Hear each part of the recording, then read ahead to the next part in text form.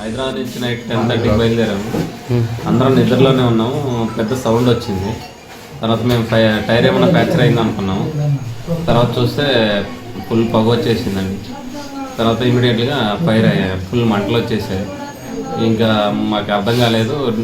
Side door ఒకటి పగలగొట్టి నలుగురిని సేవ్ చేశాను. ఇంకా మా ఫ్యామిలీ ఇంకా నలుగురు అక్కడే ఉండిపోయారు. చాలా ఇబ్బందిగా ఉంది. కావేరీ ట్రావెల్స్లో వస్తున్నాం. హైదరాబాద్ నుంచి బెంగళూరు వెళ్తున్నాం. కర్నూలు నుంచి ఒక 20 కిలోమీటర్స్. తర్వాత చనిపోయారు సార్. ఒక 25 మెంబర్స్ చనిపోయారు. ఉండొచ్చా మీరు? 42 మెంబర్స్ అండి. నా పేరు రమేష్. బయలుదేరాము. అందరం నిద్రలోనే ఉన్నాము. పెద్ద సౌండ్ వచ్చింది. తర్వాత మేము టైర్ ఏమైనా ఫ్రాక్చర్ అయింది అనుకున్నాము. తర్వాత చూస్తే ఫుల్ పొగ వచ్చేసిందండి. తర్వాత ఇమీడియట్గా ఫైర్ అయ్యాయి. ఫుల్ మంటలు వచ్చేసాయి. ఇంకా మాకు అర్థం కాలేదు. సైడ్ డోర్ ఒకటి పగలగొట్టి నలుగురిని సేవ్ చేశాను. ఇంకా మా ఫ్యామిలీ ఇంకా నలుగురు అక్కడే ఉండిపోయారు. చాలా ఇబ్బందిగా ఉందండి.